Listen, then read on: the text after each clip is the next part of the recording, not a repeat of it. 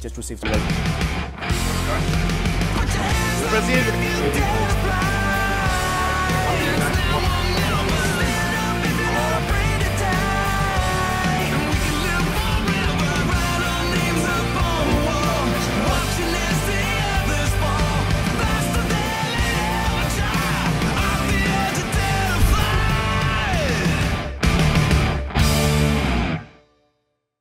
Get back just for a sec, just for the benefit of everybody in Brave Nation that's having a hard time in their life.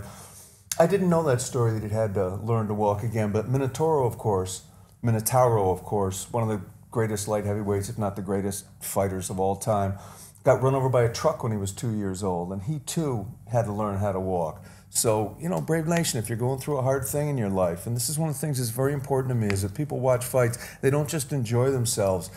They get some valuable life lessons from them. You can be at the point where you literally can't walk and you got to learn how to walk all over again and your life is over and you can end up being a world champion. Yeah, but adversity breeds toughness, breeds resilience, and I think that's why you see a lot of fighters who come from maybe somewhat disenfranchised backgrounds, whether it's a lesser economically developed country, whether it's a country that's dealing with political hardships, you see them really rise to the top because they have no choice.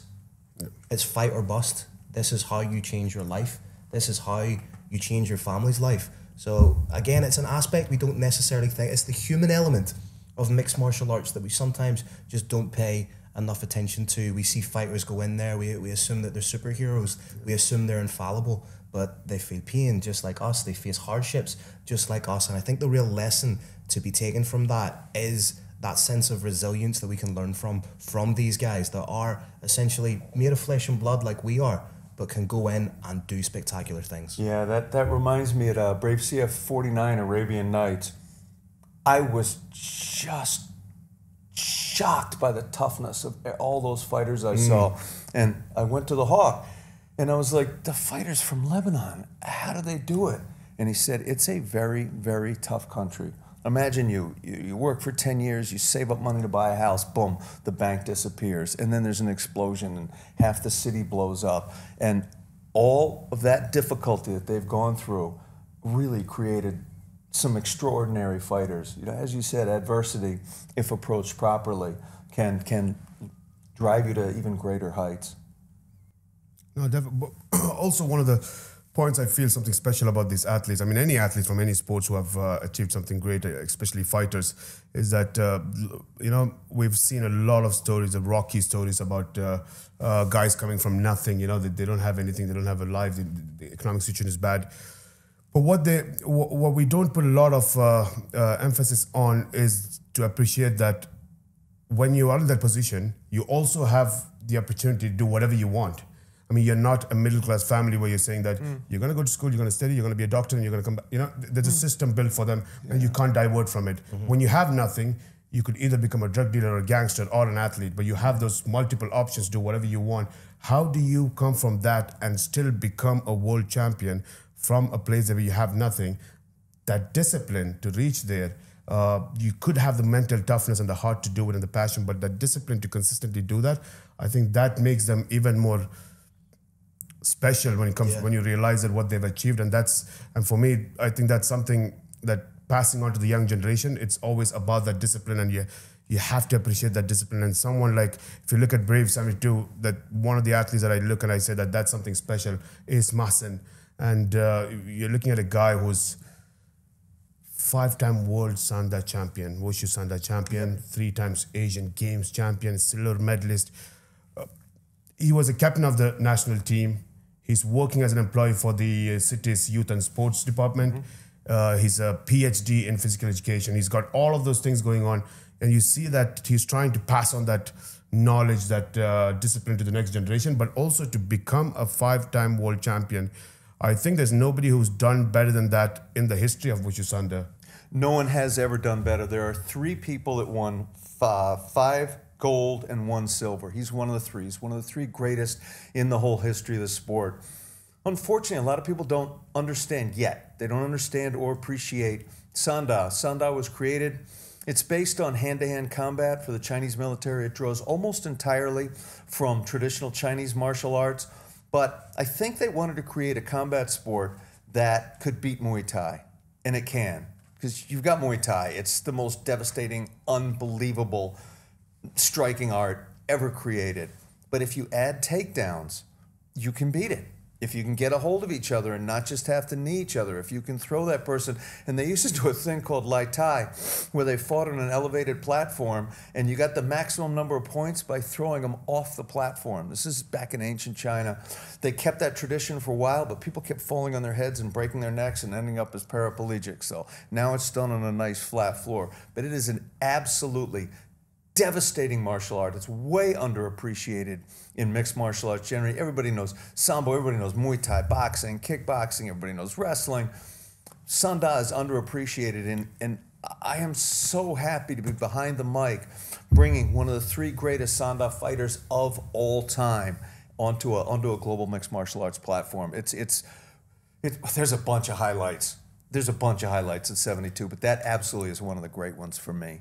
Kerry, obviously, I'm not as familiar with Wushu Sanda as you are, and as a lot of people within that community will be. What are the real transferable elements that somebody can? And again, we take the knees and elbows from Muay Thai, we take the double leg from wrestling, we take the submissions from Jiu-Jitsu. What are the real core tenets of Wushu Sanda that can really make someone prosper in mixed martial arts? It's really perfect for mixed martial arts because in Muay Thai, as anybody who's watched the sport can see, you stand very close to each other. There's a huge counterfighting element to it. Mm-hmm. Somebody throws something, you throw something better. The rule set for Muay Thai is a little bit weird, but it's you have to hit them and not get hit back.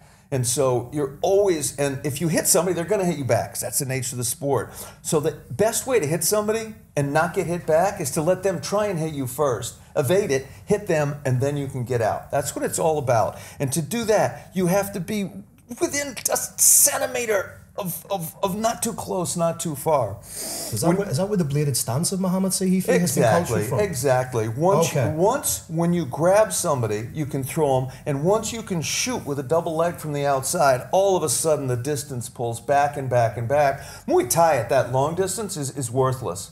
So they have a bladed stance so they can go way out because they know somebody's going to be in on their legs. They know there's going to be constant doubles. They can't have their hips forward, walk in with a Muay Thai stance and throw Muay Thai kicks, or they're just going to get put in their back.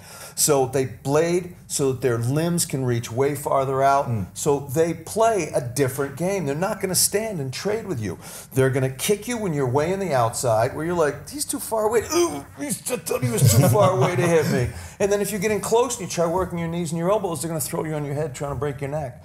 What's even rarer than one exponent of Wushu Sanda being in a global organization like Brave is having Noor El-Islam in there, who's also a fantastic proponent of Wushu Sanda, of that Kung Fu style. And what's even rarer than having 2 of these guys in a global organization is having them in the same weight class who can then compete against one another. El-Islam is an African continent Wushu champion, an African continent boxing champion, an Egyptian national champion in Wushu Sanda. Do you think that potentially that style they could cancel one another out? I'm sure they're acutely familiar with each other on the international scene. I don't believe that they competed against one another, but I believe they have been in tournaments together. So they're going to be aware, and they probably see themselves as the main representative of Wushu Sanda in MMA. So this is an opportunity for them to say they are the greatest proponent of that particular style. True. I mean, there is an interesting story as well. I mean, you think about it. You're fighting with the greatest. You're fighting with the Cristiano Ronaldo of Wushu, right? Yeah. I mean, that's who you're taking on. And when you're taking on the Cristiano Ronaldo of Wushu, in Mahsen, imagine if your nickname is Wushu. Yeah. It's a big claim to make, isn't it? Big claim to make, yeah. I think one of the things when we're talking about the striking of Wushu, I've fought, when I fought in MMA, I fought Wushu guys.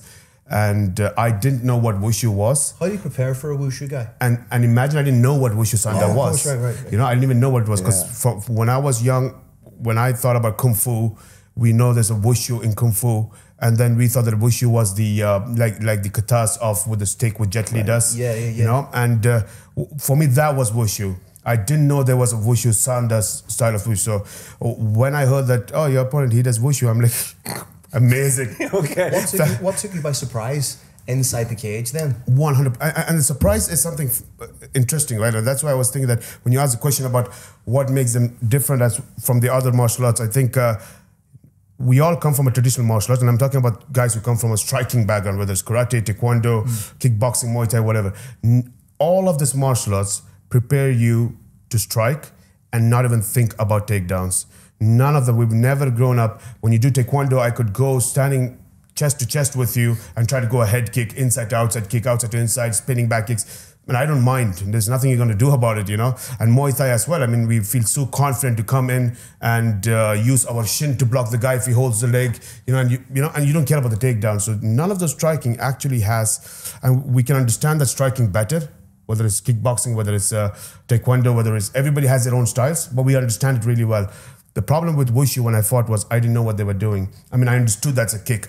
Everything was something that we've known before, but it was done differently. It was not done in a way that I know if somebody does a Muay Thai kick, I know his shin is going to hit me. I got that foot in. I squeeze it up because I understand it really well. But I couldn't understand their kicking. I mean, with the kicking with the foot, the kicking with the shin, it's between that. So it was hard to understand the striking because their striking is very well equipped for MMA, and that's their traditional background. So it's not that you're an MMA fighter preparing for MMA striking, but this is your traditional background. So I think that's something that a lot of people who don't understand, Sanda is going to have a tough time dealing with these guys who have that striking background. And it's a huge advantage for Mahsen, but not this time. He's not fighting someone who doesn't understand Sanda. He's fighting with a guy with the nickname Wushu. So what you're saying is we're going to see a wrestling match? That's where the fight should go, right?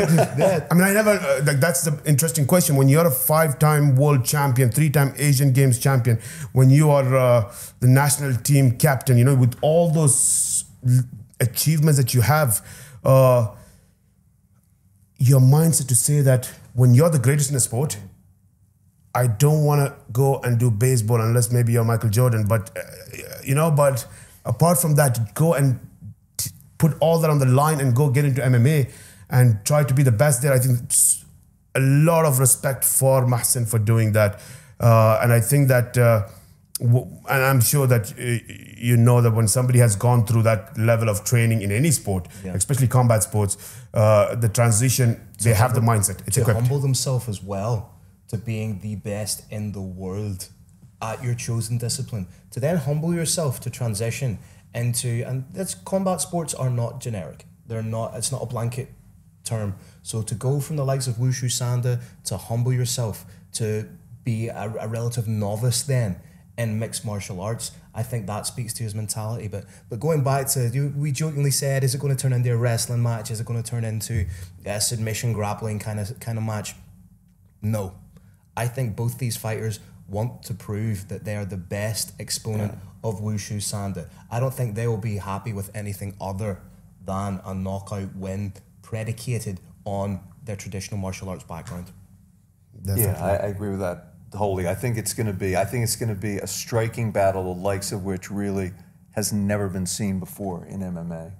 Really looking forward to it. And to have that fight on the card in the position it's in speaks to the depth of the card as a whole. We have some incredible fights. For me, one of the fights I'm looking forward to the most is the bout that's opening our main card.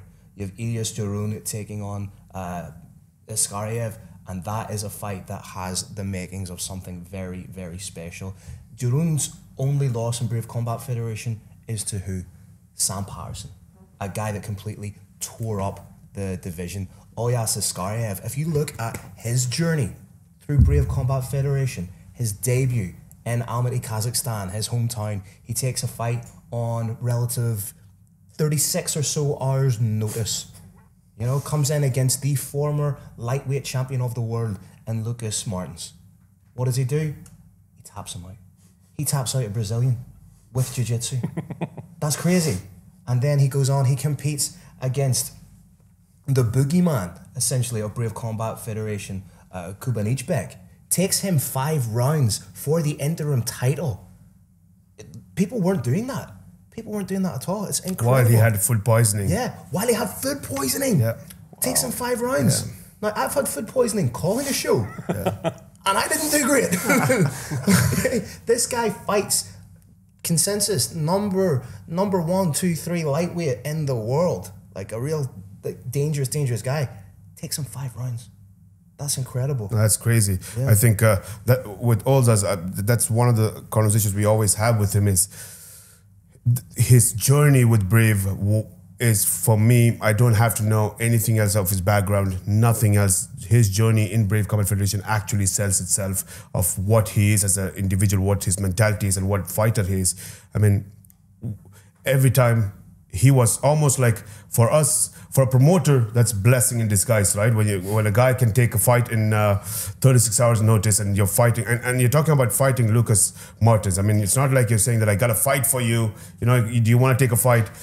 You're fighting Lucas Martins, you know, and you want to take the fight in 36 hours. That's a lifesaver. But then when you are having troubles, and many fighters go through food poisoning and things like that, it's not pretty to go through that.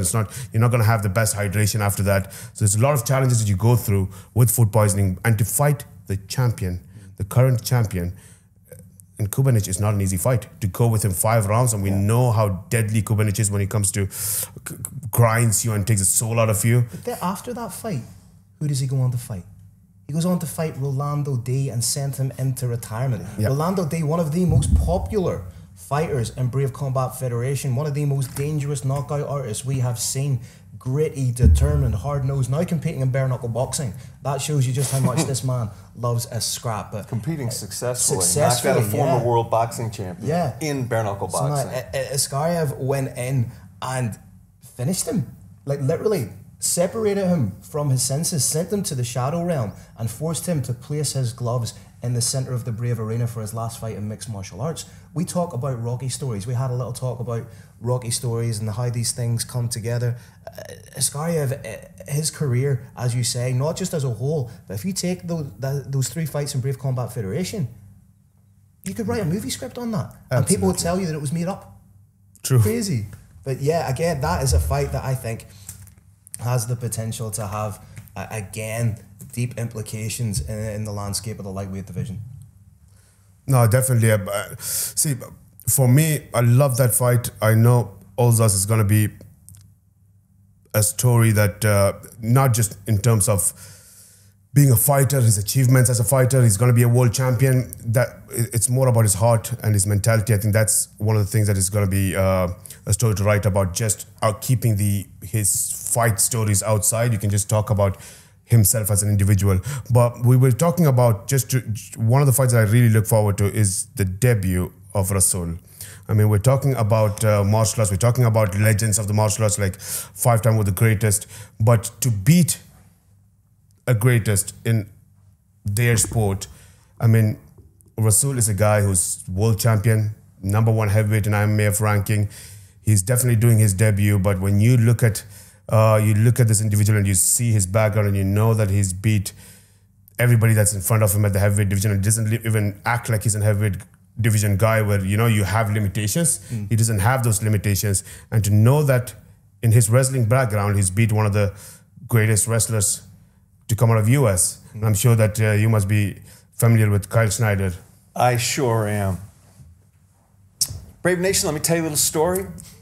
In the secondary school in my town, there was a woman named Jamila Weidman. She went on to become one of the greatest WNBA players of all time, and then she went to Stanford Law School.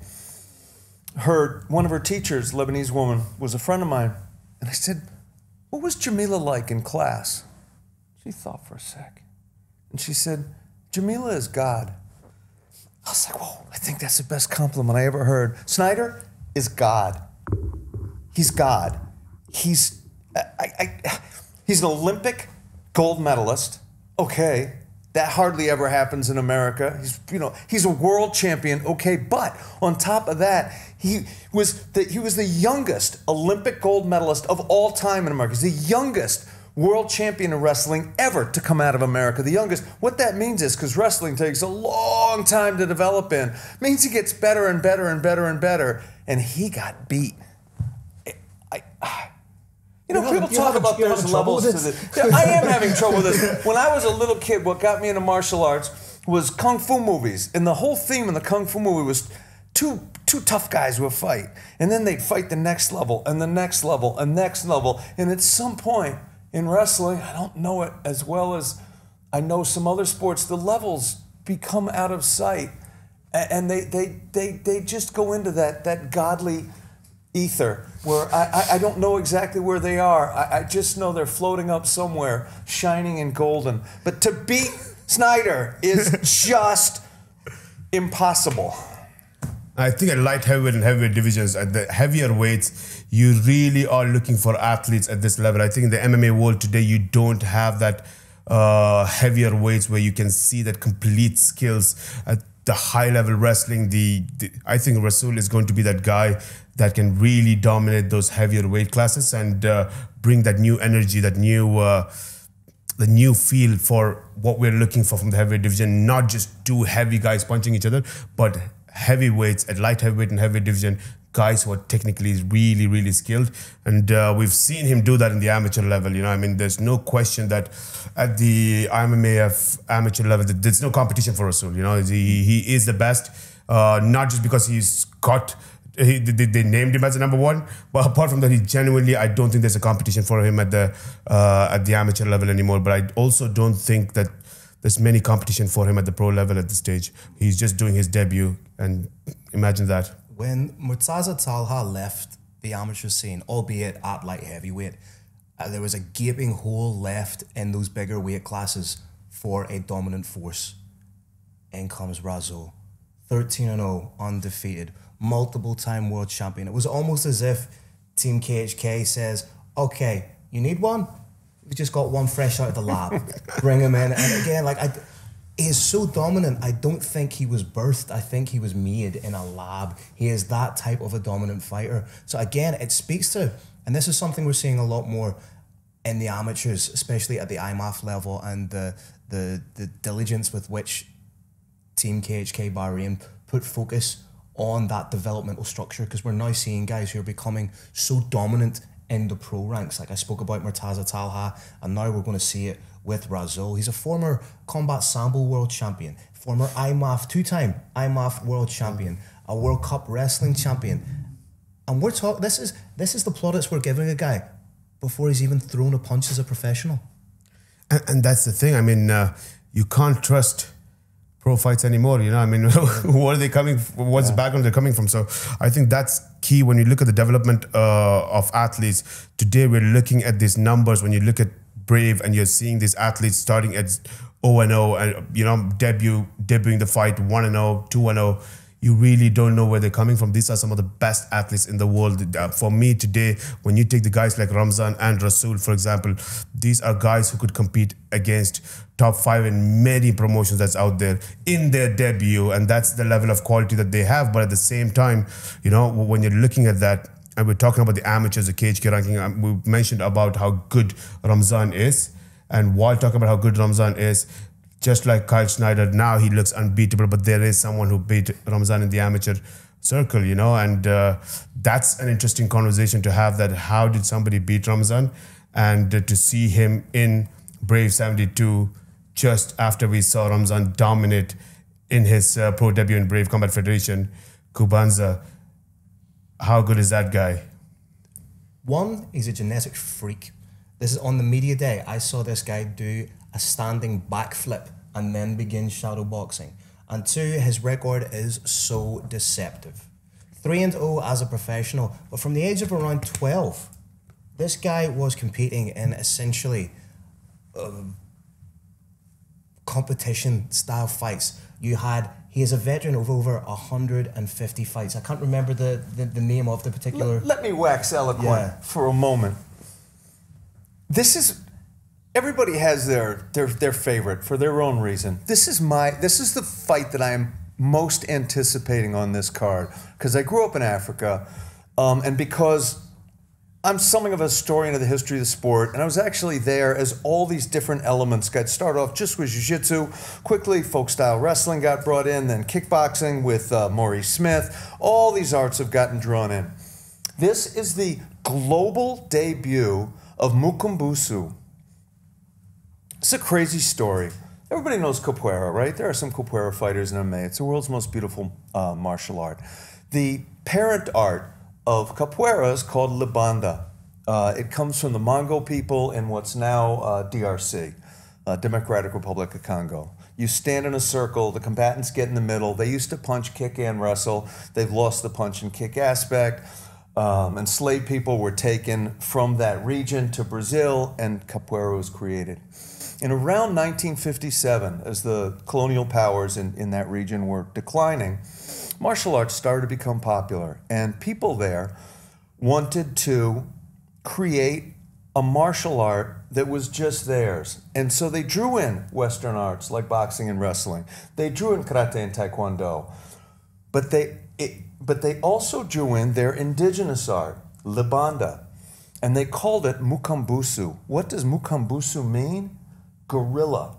And the same way in Kung Fu, they model themselves on dragons and on cranes. They model themselves on gorillas. Now, I don't know if you guys have ever seen dragons fight. I haven't. I don't know how they fight. But gorillas, when they fight, are terrifying.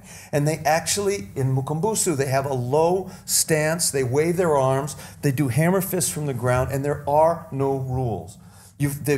Sometimes they'll put gloves on. Sometimes they'll wrap their hands. Sometimes they'll limit the fight in the ground.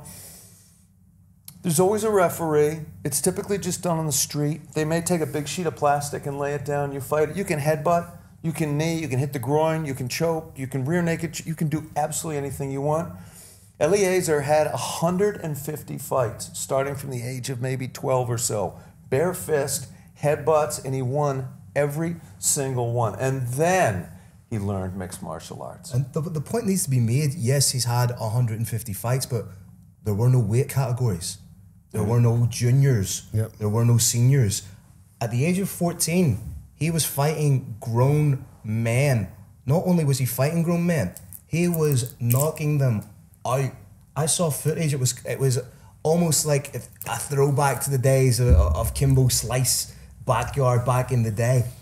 He head kicked a grown man and knocked him out at 14. And this was just another day in the office for him. So yes, while people say that, you know, brave arena jitters may be a thing, this is a guy who is 100% comfortable getting in and getting it done.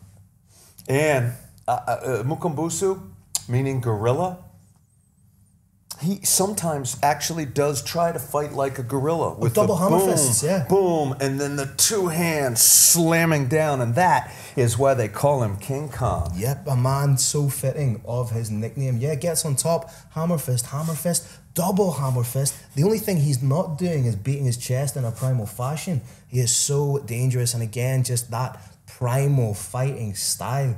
When he adds the fact that he's now a little bit sharper with his striking, he's a Brazilian Jiu-Jitsu purple belt. Again, he is probably, for Brave Nation at large, one of the best fighters you have not heard of yet. And he will make a huge statement on Friday night at Brave CF 72. I think there's no better way to introduce DRC as a country to Brave Combat Federation.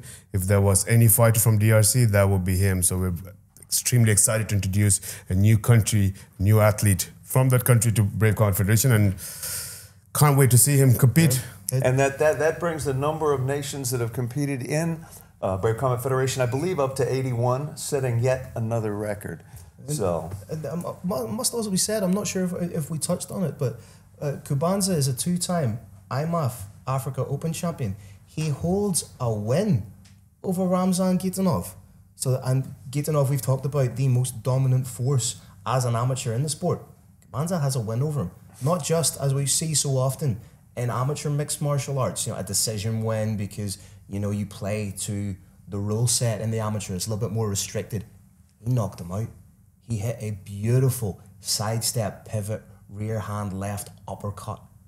Fantastic work as an amateur. And to knock people out at the amateur level is virtually unheard of. Gloves are twice the size. That restricted rule set takes away your elbows, takes away your knees. He was leaving a trail of destruction in the amateurs, as I'm sure he will do in the Brave Combat Federation arena. That trail of destruction worked its way right into the pros. In his last fight, he landed a check hook, broke the guy's jaw, took the guy a month to recover from it, broke it right here with a single hook. And I've seen the tape. he didn't even hit him hard. He didn't wind up, throw straight first. He just shifted off a little bit and popped him, and the jaw exploded.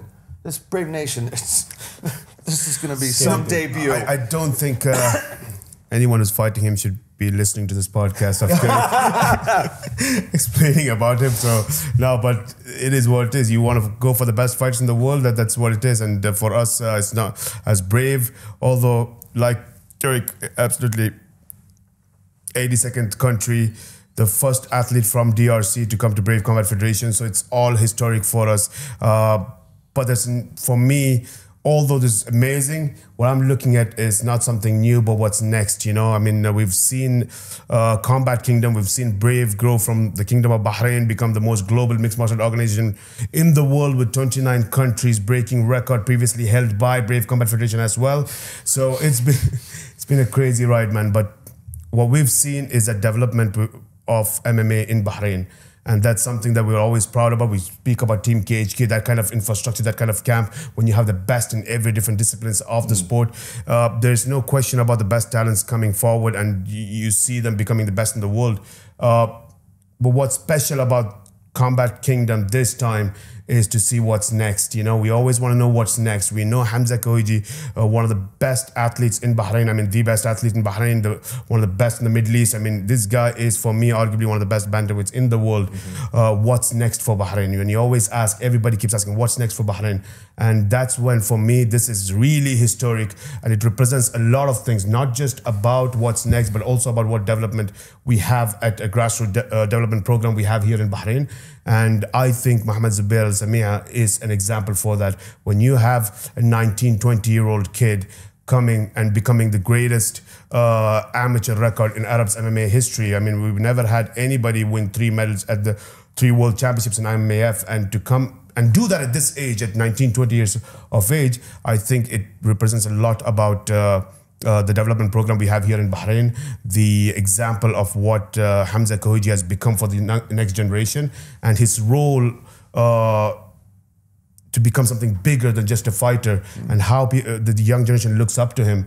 But most importantly, we're talking about Mohammed Samia, who is an absolute amazing talent. You know, for us to have him fight in Brave at this age, I mean, we've only seen guys like Makayev, very special kids do that, you know, and if he's debuting at the age of 20, then he's something special. And I don't think there's any better way historically for the Combat Kingdom, for Brave in Bahrain, to start that show other than to have Mohammed Samia fight. That it's a really amazing start of the show. Well, you can't revel in the present unless you invest in the future.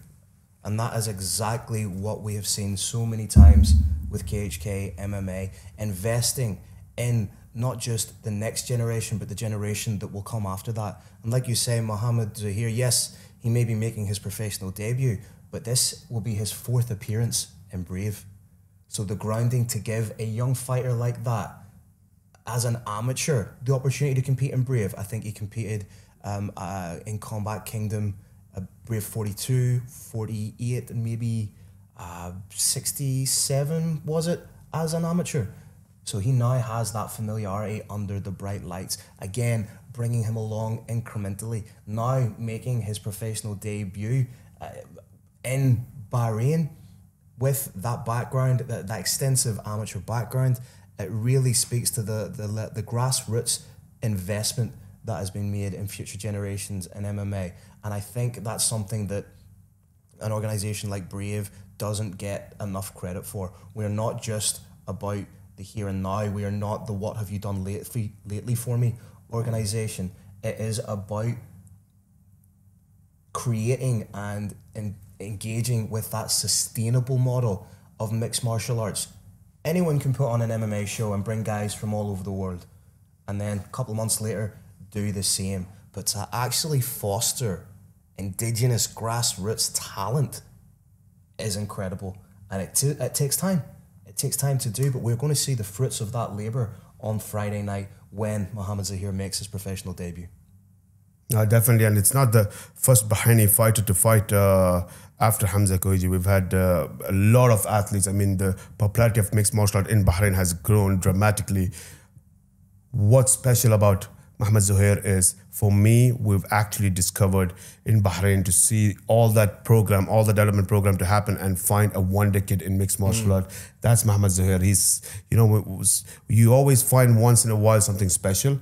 And that's what I think for me in Bahrain, that's Mohammed Zuhair for me. And he's going to do his pro debut. But like you said, I think he does have a lot of experience with the atmosphere, with the light, with, all that feeling of what Brave is. Even just experiencing the walkout, that's going to be huge for him preparation because, yes, you guys have fought in the IMAFs and everything, and it may have been sort of, doesn't have the pomp and ceremony that a big show like Brave has. So to have had, not just visualised that walk, but to have done it 3 times, that will stand him in great stead. And I do believe that he will feel a sense of familiarity when he steps into the Brave Arena on Friday night.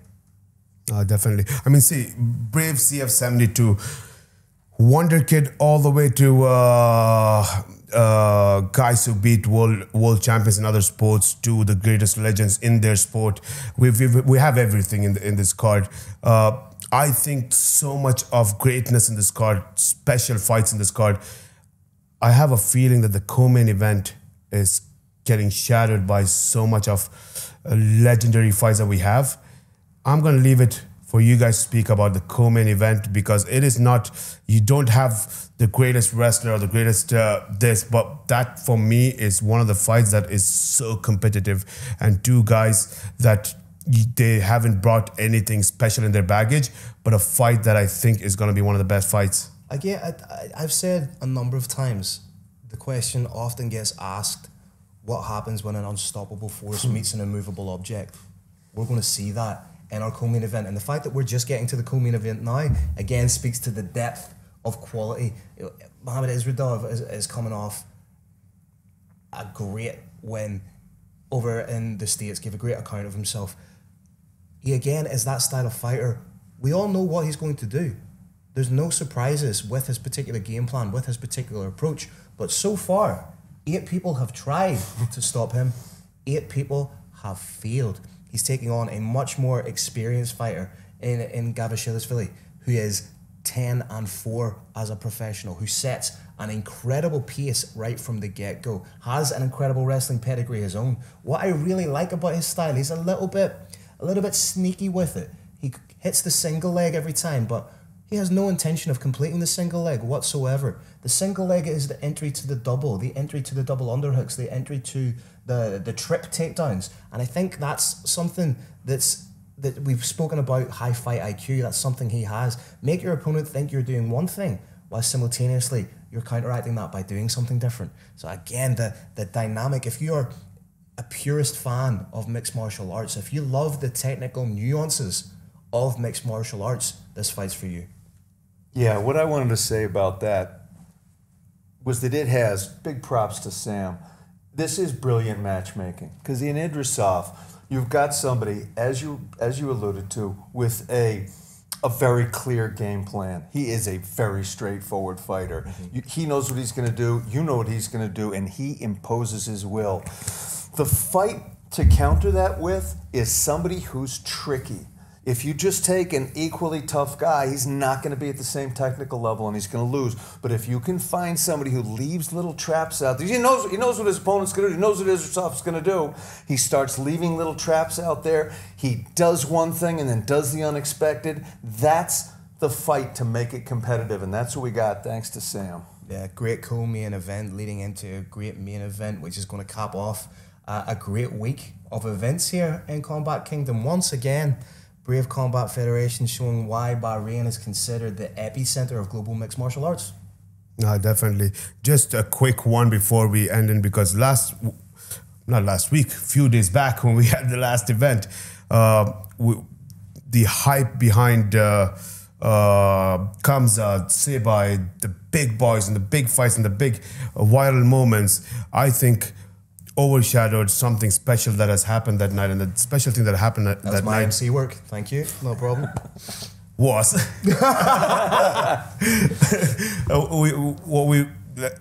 I've immediately wrote that to Joao, our head of PR, and I told him that I think we might have just got a new hero for combat sports in Pakistan. And that's what, when Abbas won that fight, and I knew that this is going to be something special for him. I said that it's going to be a breakthrough fight for both of these guys. And that was a good fight. That was a tough fight. It was a tough opponent. But Abbas became, for me, he is going to be that new hero of MMA for sure. There's no competition. I've said that the last time as well, that he is the best MMA fighter coming out of Pakistan. But with his goal, when I say the new hero for combat sports, what he's looking up to now is to go into the likes of Amir Khan and the guys who have represented Pakistan at the international level in boxing and other sports, and he wants to do that in MMA and become that face. But while we have that happening with Pakistan, all that talks are happening with Pakistan, we do have someone who's coming off that, and it's always tough to come off someone who has performed at that level and to come off and showcase and do something bigger than that. But regardless of the talent of what Abbas is, I think Mahmoud Raza is having that same mentality where he wants to become that face of MMA in Pakistan as well. And for me, I've always had this thought about Mahmoud, that he calls, he talks to you. You know, there's sometimes when fighters talk to you, and you know that it's not about his confidence in himself or how good he is or he's developing more. It's just that guy who comes and he's like, I want to fight because I think I'm the star. You know, and that mentality. So it's not always about fighters being talented. There's one thing that a lot of people don't know, that they think that you want fights only because you think you're going to win the fight. You know, Mahmoud is not that guy. Mahmoud is a guy who thinks, who really believes that I need a fight to entertain you. You know, and you always have that mentality in him, that feeling from him that he's confident that he's going to entertain you. Every time he's going to be at an event, at a Brave event, he's going to entertain you. He's going to put on the best fight. He's going to be prepared for it 100%. He's a professional, and I know how much he takes his training, his techniques very seriously. He's one of those guys who loves to learn more about his techniques, understand those techniques before he could execute them. But at the same time, he's one of those special fighters who think that I want to fight because I want to entertain you. But at the same time, it's not easy when you have two French fighters in this card looking forward to our September 7th event in France and want to make sure that I want to get placed to fight in my home country. And that is a huge motivation for Brave to go for the first time into France, enter France with a big event. And the two French fighters that we have in Ilias and Yanis, they know that performance here, top performance, winning in spectacular fashion is so important when we enter France, because there's only room for small amount of French fighters to be in one fight card, you know. So it is a competition, and I think not just that motivation, Yanis is a special fighter, and it's going to be a really, really tough competition for Mahmoud. Personally, I want to see Mahmoud Raza be nastier. In my opinion, and I say this with the greatest of respect, I think he has been, in his last couple of fights, too nice. I want to see the Mahmoud Raza we saw debut at Brave Combat Federation 17 in Lahore, Pakistan, October 2018. I want to see that guy who's going in with that bloodthirsty attitude, who's wanting to take someone's head off, and now having made the move to GB top team, training under Brad Pickett, I think he is in the perfect place now to rediscover that fire, that tenacity, to get in and really show the type of fighter that we know him to be. But Yanis Gamori, if Raza is trying to rediscover that fire, Yanis Gamori is the fire extinguisher. He will go in there. In his last fight, he took out Bayer Steppen, one of the toughest fighters we have seen step foot in the Brave Arena. He TKO'd him with leg kicks. He forced him to look at the referee and say, no mas. So you have a fighter that's wanting to continue his surge to become one of the best in the division. And as you say, claim his place on the French card September 7th in front of his compatriots. But then you have Raza, a guy who feels that he perhaps needs to re-establish himself, needs to prove himself, be that fighter we know he can be. This has the mixings, again, of a potential fight of the night style fight. Yeah, my thoughts on that are, I want to go back to what you said, boss.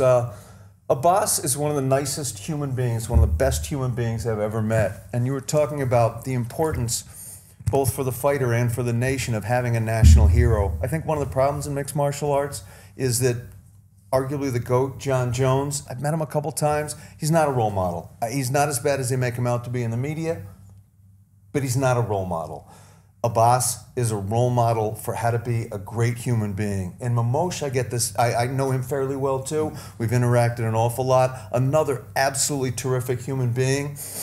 I think that, as you said, I think some of that terrific human being stuff has gotten into, and his intelligence has gotten into his fighting style. I think he's highly, highly technical. I think he's incredibly interested in all the nuances of the sport. I think he's a super nice person, but yeah, I'd like to see him a little bit meaner and a little bit nastier, or maybe a lot meaner and nastier. But he definitely have his camp throwing some words at his opponent. I mean, French toast has been thrown around.